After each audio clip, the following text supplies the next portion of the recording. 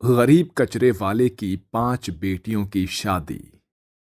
एक गांव में एक सुशीला नाम की औरत रहती थी। सुशीला बहुत ही गरीब थी और उसकी 5 बेटियां थीं। वो कूड़ा कचरा बीन कर अपने घर का गुजारा करती थी, जिसके चलते गांव के कई लोग उसे कई सारे ताने भी सुनाया करते थे। सुशीला हाथ में बोरा लिए कूड़े के ढेर के पास कचरा बीन रही होती है। हे भगवान, देखो जरा इस मनहूस को, जहां देखो कचरा बीनती रहती है। ऐसी औरतों को तो इस गांव से निकाल ही देना चाहिए। अरे ये औरत नहीं, औरत के नाम पर कलंक है, कलंक। हाँ हाँ, इसे निकाल दो इस गांव से। इसने हमारे पूरे गांव का नाम बदनाम कर रखा है। उनकी ऐसी बातें सुनकर सुशीला उन सभी से कहती है, आखिर तुम लोगों को मुझसे दिक्कत क्या है? मैंने तुम्हारा क्या बिगाड़ा है? ये जो तू काम करती है, इसे औरत जात की बेइज्जती होती है और हम नहीं चाहते कि तू ऐसा काम हमारे गांव में करे। जिस काम से मेरे परिवार की भूख मिटती है, वो काम मैं कभी नहीं छोड़ूंगी। हाँ हाँ हाँ, इसका मतलब तू कूड़ा कचरा बीनकर अपने परिवार की भलाई करेगी? अरे तेरे सर पर तेरी 5 बेटियां बैठी है, उनकी शादी क्या कूड़ा कचरा बीन कर करेगी? मेरे लिए कूड़ा कचरा बीनना कोई बहुत बड़ी बात नहीं है। इससे तो हमारा पर्यावरण ही साफ होता है। लोगों की बातों को नजरअंदाज करती है और कूड़ा कचरा बीनना शुरू कर देती है। शाम को जब वो वापस घर की तरफ लौटती है तो वो अपने मन ही मन में सोचती है, चाहे कुछ भी हो जाए, मैं अपनी बेटियों की जिंदगी ऐसी गरीबी में बर्बाद नहीं होने दूंगी। मैं उनकी शादी अच्छे घर में करूंगी, ताकि उन्हें मेरी तरह कूड़ा कचरा बीन कर अपनी जिंदगी गुजारनी ना पड़े। सुशीला रोते रोते अपने घर पहुंच जाती है। उसकी ये हालत देखकर उसकी 5 बेटियां उससे कहती है, माँ, आपको ये क्या हुआ है? आज आपका चेहरा भी उतरा हुआ है। माँ, क्या आप रोकर आ रही हो? फिर से किसी ने कुछ कहा था क्या आपको? नहीं मेरी बच्चियों, किसी ने मुझे कुछ नहीं कहा। माँ, आप हमसे सब कुछ छुपा सकती हो, लेकिन अपने आंसुओं को नहीं छुपा सकती। माँ, मैं जानती हूँ कि आज भी आपको गांव वालों ने जली कटी बातें सुनाई होगी, लेकिन आप हमारे लिए इतनी परेशानी और इतने कष्ट क्यों झेल रही हो? जबकि हम आपकी असली बेटियां भी नहीं हैं। हम जानते हैं कि आप हमारी अच्छी परवरिश और शादी के लिए इतनी मेहनत कर रही हो। आप क्यों एक वादे को पूरा करने के लिए इतना सहन कर रही हो माँ? अगर तुमने दोबारा ऐसी बात की तो मुझसे बुरा और कोई नहीं होगा। तुम मेरी बेटियां हो, चाहे बेशक पराई हो, लेकिन मैंने तुम्हें हमेशा अपनी बेटियां ही माना है। और मैंने अपनी बड़ी बहन को वादा किया था कि मैं तुम 5 की शादी अच्छे घराने में करूंगी। मैं अपना वादा जरूर निभाऊंगी। सुशीला की बात सुनने के बाद उसकी 5 बेटियां उसे गले से लगा लेती है, जिसके बाद वो सभी खाना खाना शुरू करते हैं और सो जाते हैं। अगले दिन फिर से सुशीला एक सफेद कलर का बोरा हाथ में ले लेती है और पंडित के पास पहुंच जाती है। पंडित जी, मैंने आपको अपनी बेटियों की कुंडलियां दी थी। आपने उसके योग्य कोई लड़के ढूंढे हैं क्या? मैं समझ सकता हूँ तुम्हारी परेशानी को। एक माँ के लिए अपनी बेटियों का अच्छा सोचना बनता है, लेकिन तुम समाज के लोगों को तो जानती ही हो, वो अपने बेटों की शादी कूड़ा कचरा बीनने वाली से कभी नहीं करेंगे। सुशीला की आंखों में आंसू आ जाते हैं। पंडित जी, चाहे कुछ भी हो जाए, मैं हार नहीं मानूंगी। ऐसा कहने के बाद सुशीला वहां से चली जाती है, जिसके बाद वो रेड लाइट पर जाकर कूड़ा कचरा बीनना शुरू कर देती है। तभी वहां पर एक बहुत तेजी से कार आती है, जिसके चलते बेचारी सुशीला के ऊपर कीचड़ उछल आती है। हे भगवान, ये अमीरजादे कितने बदतमीज होते हैं। इन्हें ये तक नहीं दिखाई देता कि इनकी कार के आसपास और भी लोग खड़े होते हैं। इन्हें तो बस अपनी ही मौज मस्ती में कार चलानी होती है। सुशीला के सारे कपड़े बहुत ज्यादा गंदे हो जाते हैं। वो फिर भी कूड़ा कचरा बीनती रहती है। तभी वहां से कुछ औरतें गुजरती है। ये औरत अभी तक हमारे गांव में कूड़ा कचरा बीन रही है। बेचारी, ऊपर कार की वजह से कीचड़ उछल गई।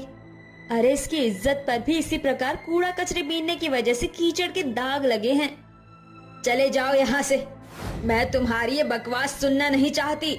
अगर दोबारा एक भी शब्द बोला तो मुझसे बुरा कोई नहीं होगा। सुशीला के चिल्लाने पर वो दोनों वहां से चली जाती हैं, जिसके बाद सुशीला कचरा बीनते बीनते एक कूड़े खत्ते के पास पहुंच जाती है, जहां उसे ढेर सारा कूड़ा नजर आता है। वहीं उसको कूड़े के अंदर एक बैग भी दिखता है। अरे ये बैग तो साफ सुथरा और मजबूत लगता है। मेरी 5 बेटियों में से किसी को तो ये बैग पसंद आ ही जाएगा। इसे मैं आज घर लेकर चलती हूँ। कूड़ा बीनने के बाद सुशीला सबसे पहले कबाड़ी के पास पहुंच जाती है और अपना सारा कूड़ा कचरा उसे बेच देती है। कबाड़ी वाला सुशीला को 100 रुपए दे देता है, जिसके बाद सुशीला पैसे और बैग लेकर घर वापस आ जाती है। अरे सेजल, कहाँ पर हो तुम? जल्दी से यहाँ पर आओ। देखो मैं तुम्हारे लिए क्या लेकर आई हूँ। सेजल बैग देखकर बहुत खुश होती है। वाह माँ, आप मेरे लिए बैग लेकर आई हो। मेरा बैग वैसे भी फट गया था। सेजल जैसे ही बैग खोलकर देखती है, उसके अंदर बहुत सारे नोटों की गड्डियां होती है। माँ जरा देखो तो सही, इस बैग के अंदर तो बहुत सारे पैसे हैं। इतने पैसे तो मैंने जिंदगी में कभी नहीं देखे। सुशीला इतने सारे पैसे देखकर हैरान रह जाती है, जिसके बाद सुशीला अपने हाथों को जोड़ते हुए अपनी आंखें बंद कर लेती है और कहती है, ये सब ऊपर वाले की ही कृपा है। लगता है उसने हमारे दिन बदल दिए। अब मैं अपनी बेटियों की शादी अच्छे घर परिवार में करूंगी। सुशीला उन पैसों से अपने और अपनी बेटियों के लिए एक अच्छा सा मकान बनाती है, जिसमें वो अपनी बेटियों के साथ रहने लगती है। कुछ पैसों से वो अपनी मिठाई की एक दुकान भी खोलती है, जिसके चलते वो अच्छा खासा कमाने लगती है। चंद महीनों में वो फर्श से अर्श तक पहुंच जाती है। सुशीला अपनी 5 बेटियों के लिए सरकारी नौकरी वाले लड़के ढूंढती है, जिनसे उनकी शादी कर देती है। देखा मेरी प्यारी बच्चियों, मुझे पता था एक ना एक दिन मैं तुम्हारी शादी अच्छे घरों में जरूर करूंगी। आखिरकार भगवान ने भी तो मेरा साथ दिया है। हाँ माँ, आपने हमारी जिंदगी बदल दी। ऐसी जिंदगी तो हमने कभी सोची भी नहीं थी। माँ वैसे तो मुझे किस्मत पर बिल्कुल भी यकीन नहीं, लेकिन आपने हमारी किस्मत के सितारे चमका दिए। इन सब के लिए आपका बहुत शुक्रिया। अब दुनिया वालों को कहना चाहिए कि एक कचरे वाली ने अपनी 5 बेटियों की शादी अपने बलबूते पर करवाई है, जिसमें भगवान ने उसका साथ दिया है। हम सभी की शादी गरीब लोगों को एक हौसला देगी कि गरीब लोग भी अच्छे घरों में शादी कर सकते हैं। माँ आप हमारे लिए एक हीरा हो, हीरा। ऐसा कहने के बाद वो 5 बहनें मिलकर अपनी माँ को गले से लगा लेती हैं। तभी वहां पर सुशीला के मोहल्ले वाले आ जाते हैं। तुमने अपनी बेटियों की शादी इतने अच्छे घरों में की है कि मैं बता नहीं सकती। हमने तुम्हें जो भी कहा उसके लिए हमें माफ कर देना। मुझे अपनी गलतियों का पछतावा है। हो सके तो मुझे भी माफ कर देना सुशीला बहन। सुशीला सबको माफ कर देती है और उन लोगों के साथ अपनी 5 बेटियों की शादी में बहुत एंजॉय करती है। वो अपनी 5 बेटियों की विदाई कर देती है। शादी के बाद उनकी 5 बेटियां अपने ससुराल में बहुत अच्छे से रहने लगती है, जिसके चलते सुशीला भी बहुत खुशी खुशी अपनी मिठाई की दुकान चलाने लगती है। गांव के सभी लोग अब उसी से मिठाइयां खरीदने लगते हैं। मैदान में कंगन कंपटीशन चल रहा था। तभी गहना अपने हाथों में पहने हुए कंगन को खनकाते हुए गाती है, चूड़ी मजा न देगी, कंगन मजा न देगा, तेरे बगैर साजन, तेरे बगैर साजन, सावन मजा न देगी। देख लेना कंगना, आज के कंगन कंपटीशन की विजेता तो मैं ही होंगी। गहना के बाद जैसे ही कंगना की बारी आती है, वो अपने खाली हाथों को देखकर उदास हो जाती है। तभी मौके का फायदा उठाकर गहना उसे चिढ़ाते हुए कहती है, हाय रे कंगना, अब क्या करेगी तू? तेरी गरीब माँ के पास तुझे पीतल के कंगन पहनाने के भी पैसे नहीं है। पूरी की पूरी ठन गोपाल है क्या तेरी माँ के पास? मेरी बात मान तो तू ऐसे ही हार मान ले, क्योंकि जीत का ताज तो मेरे सर पर ही सजेगा, क्योंकि मेरी कलाइयों में सोने के कंगन जो हैं। सभी के आगे अपना मजाक बनता देखकर कंगना की आंखों से बहते आंसू संभाले नहीं संभल रहे थे। ऐसे में शब्दों ने भी उसका साथ छोड़ दिया। कंगना भीगी पलकों को छिपाकर भागती हुई घर आती है, जहां उसकी गरीब माँ गंगा सिलाई मशीन पर बैठी कपड़े सिल रही थी। तभी कंगना अपने कान बंद करते हुए गुस्से का गुबार अपनी माँ पर फोड़ते हुए उसे फटकारती है। बस माँ, बंद करो इस खिटपिट की आवाज को। बचपन से सिलाई मशीन की आवाज सुनकर मैं इतनी बड़ी हो गई। क्या फायदा आपके दर्जीपन का, जो दिन रात कपड़े सिलकर भी आप मेरे लिए एक कंगन भी नहीं खरीद सकी। मेरी सभी सहेलियों की कलाइयों में कंगन है, और गहना की कलाई में तो सोने का कंगन है, जिसकी धौस दिखाकर आज उसने भरे मैदान के बीच मेरी बेइज्जती की। कंगना बेटी, अब तू कच्ची उम्र की नहीं रही। 16 बरस की हो चुकी है। तू तो जानती है कि हम गरीबों के घर के हालात कैसे होते हैं। ऐसे में तेरी मजबूर माँ तेरे हर हट को पूरा नहीं कर सकती। मगर क्यों माँ? क्योंकि हम गरीबों का जीवन होता ही ऐसा है बेटी। कभी रूखा सूखा खाकर रात काटनी पड़ती है, तो कभी पानी पीकर ही पेट भरना पड़ता है। अगर ऐसा ही है तो भगवान ने क्यों बनाया मुझे आप जैसी गरीब माँ की बेटी? जब देखो दुखों का राग अलापती रहती हो। तुम्हारा होना ना होना मेरे लिए एक बराबर है माँ। माँ तो अपने बच्चों की खुशी की खातिर अपना कलेजा भी काट कर रख देती है, और तुम मेरे लिए एक सोने का कंगन भी नहीं गड़वा सकती। लानत है तुम्हारी कमाई पर। जाओ, जाकर डूब मरो अपनी गरीबी के साथ। अपनी बेटी की ऐसी बात सुनकर उस गरीब माँ का दिल छल्ली छल्ली हो जाता है। उस रात गंगा जीवन से हार कर नदी की ओर निकल पड़ती है। क्यों भगवान, तू इस गंगा के माथे और कितने तौहीन का ताज पहनाएगा। पहले भरी जवानी मेरे माथे की लाली मिटा दी, और फिर गरीबी में गर्भवती होने का भाग्य देकर जीने की आस जगाई। यकीन नहीं होता कि जिस बेटी को मैंने अपने खून से सींचा, उसे जन्म दिया, पाल पोस कर बड़ा किया, आज वो एक कंगन के लिए अपनी माँ के दूध का कर्ज इस कदर चुका रही है। अब मुझे इस धराव के साथ बहा ले चल। जैसे ही गंगा नदी में कूदने के लिए कदम बढ़ाती है, नदी के बीचों बीच से रास्ता निकल आता है और नदी के गहराई से अचानक कई सारे विशाल पेड़ बाहर आते हैं, जिसकी हर एक डाली पर कई सारे सोने के कंगन लटक रहे होते हैं। तभी जादुई नदी के बीचों बीच खड़े कंगन के पेड़ उसे एक बड़ी बुलाहट देते हैं। आओ आओ गंगा, चली आओ। गंगा सुध-बुध गवाकर कंगन के पेड़ के पास आती है। कहो, तुम्हें कौन सा कंगन चाहिए? तुम्हें कैसे पता कि मुझे कंगन चाहिए? मुझे तो यकीन ही नहीं हो रहा कि तुम पेड़ होकर बोल पा रहे हो। आज से पहले मैंने कभी भी पेड़ों पर कंगन उगता नहीं देखा था, तो अब देख लो, क्योंकि पेड़ों में भी जान और जीवन बसता है। बस फर्क सिर्फ इतना है कि पेड़ इंसानों की तरह चल फिर नहीं पाते, मगर हम जादुई कंगन के पेड़ हैं। वो तो बस हमने लालची लोगों से बचने के लिए इस जादुई नदी के बीच बसेरा बनाया है। कहो, तुम्हें कौन सा कंगन चाहिए?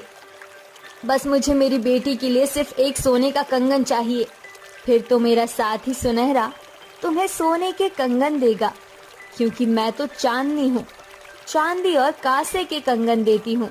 एकाएक सोने के कंगन से लदा लहलहाता पेड़ गंगा की ओर झुक जाता है और गंगा एक कंगन ले लेती है। तुम्हारा बहुत बहुत शुक्रिया मेरी मदद करने के लिए। शुक्रिया की कोई बात नहीं।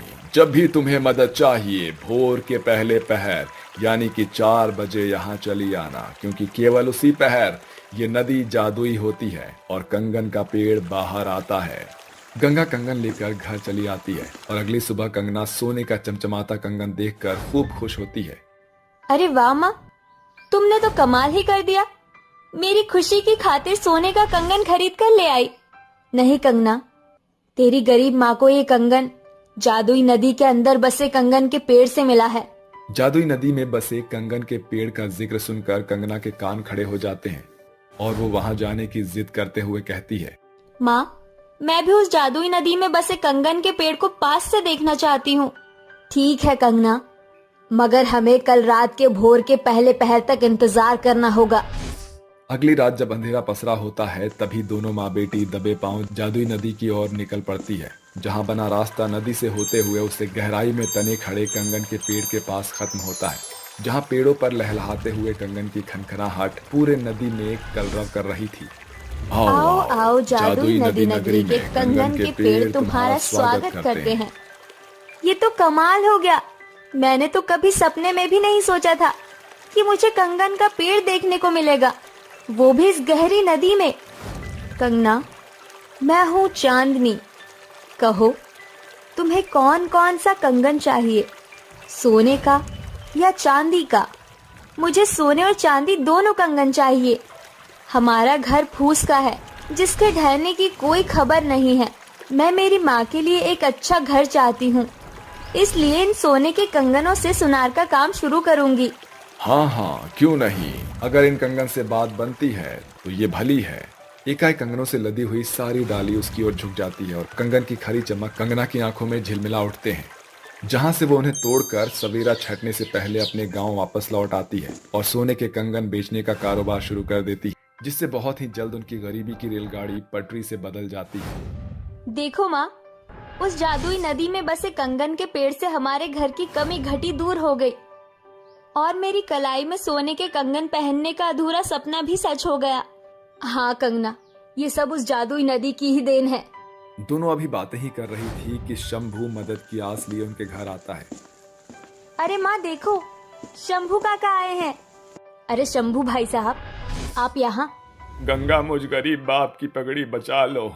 कल मेरी गुंजा की शादी है, मगर मेरे पास एक पाई नहीं है। सभी सूदखोरों का किवाड़ खटखटाया, मगर सभी ने हाथ खड़े कर दिए। मदद करो, मेरी बेटी की बारात लौटने से बचा लो गंगा, बचा लो। ऐसा कहते हुए शंभू फूट फूट कर रो पड़ता है।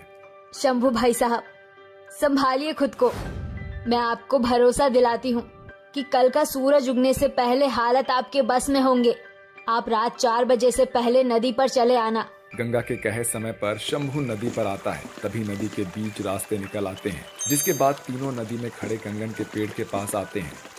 अरे बाप रे, ये कैसा पेड़ है जिस पर सब्जी के बजाय सोने के कंगन उगते हैं? हाँ, क्योंकि हम कंगनों के जादुई पेड़ हैं, जो लाचार लोगों की मदद के लिए इस जादुई नदी में जड़े जमाए हुए हैं। अब जल्दी से कंगन ले लो, क्योंकि कुछ पल में सूरज की किरण फूटने को है। शंभू सोने चांदी के कंगन लेकर गंगा और कंगना के संग गांव लौट आता है। शुक्रिया गंगा, आज तुमने एक गरीब पिता की पगड़ी उछलने से बचा ली। बहुत बहुत शुक्रिया। भाई साहब, शुक्रिया तो उस जादुई नदी का कीजिए भाई साहब, जिसने आपको जग हसाई से बचा लिया। जाइए, शादी की तैयारियां कीजिए, क्योंकि आज आपकी नन्ही सी कली के कलाई में कंगना खनकने जा रहा है। इस तरह गंगा और कंगना लगातार लाचार लोगों की मदद करती हैं। गरीब गंगा ने कहाँ सोचा था कि जादुई नदी के कंगन के पेड़ से उसके अंधियारे बुझे जीवन में बड़ी लौ बनकर जल उठेगी, जो अपने साथ साथ बाकियों के जीवन को भी रोशनी से भर देगी।